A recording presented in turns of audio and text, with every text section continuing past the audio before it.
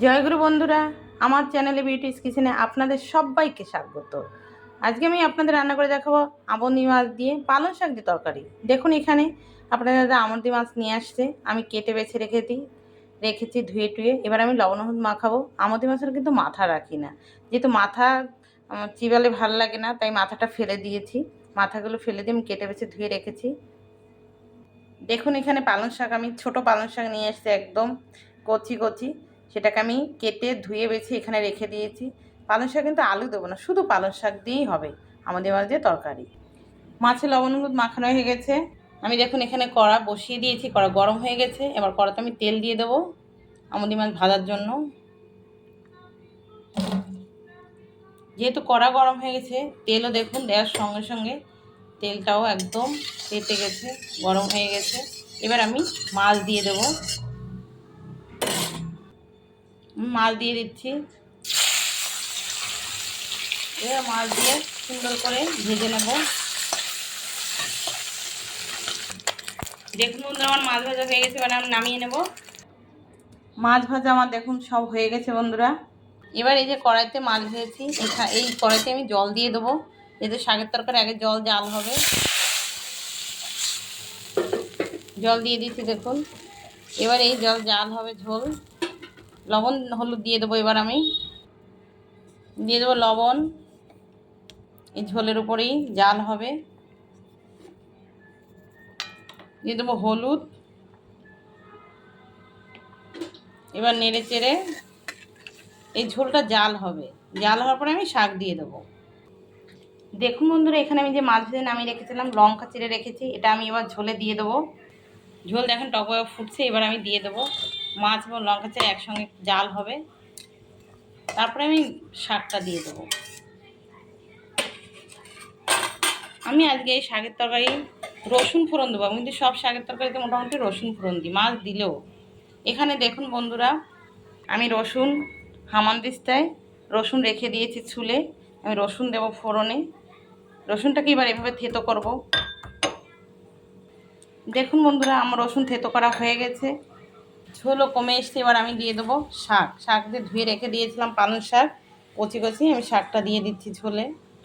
দিয়ে এবার নেড়ে চেড়ে দেবো। দেখুন শাক কিন্তু একদম কমে যাবে, মনে হচ্ছে না অনেকটা শাক, এক্ষুনি কমে। পালং শাক হচ্ছে একদম জলীয় শাক, দেখুন একদম কমেই গেল।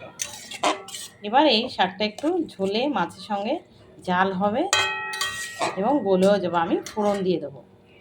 দেখুন বন্ধুরা, শাকের তরকারির কালারটা দেখেছেন কি সুন্দর, একদম সবুজ সবুজ লাগছে, খেতে কিন্তু ভীষণ ভালো লাগে। আর শাকের তরকারি আমি সচরাচর আলু দেই না, সব শাকের তরকারি আলু দেই না, মাঝে সাথে আলু দিই, কিন্তু সব তরকারিতে আলু দিই। এটা একদম প্লেন শাকের তরকারি হবে রসুন ফোড়নে। এতে রাঁধুনি ফোড়ন দেওয়া যায়, কিন্তু আমার রাঁধুনি আজকে নেই, তাই আমি শুধু রসুন ফোড়ন দিয়ে আমি রান্না করব। এভাবে কিন্তু আপনারা রান্না করে খেয়ে আমাকে কমেন্টে জানাবেন খেতে কেমন লাগে। আর রান্না করে কিন্তু খেয়ে দেখবেন অতি অবশ্যই শীতের সিজনে পালং শাক খুব সুন্দরই লাগবে খেতে। দেখুন এবার আমার শাক হয়ে গেছে, শাকের তরকারি এবার আমি নামিয়ে নেব।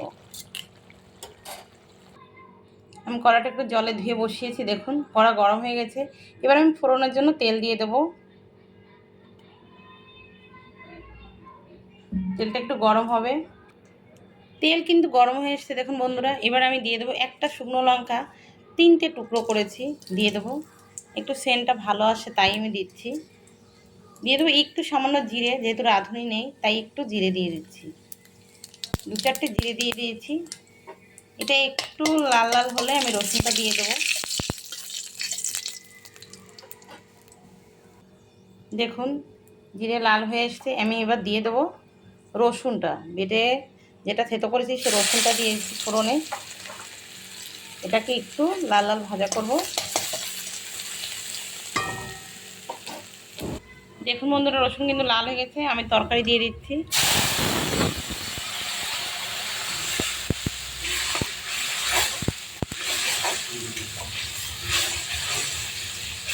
দেখেছেন কি সুন্দর হয়েছে।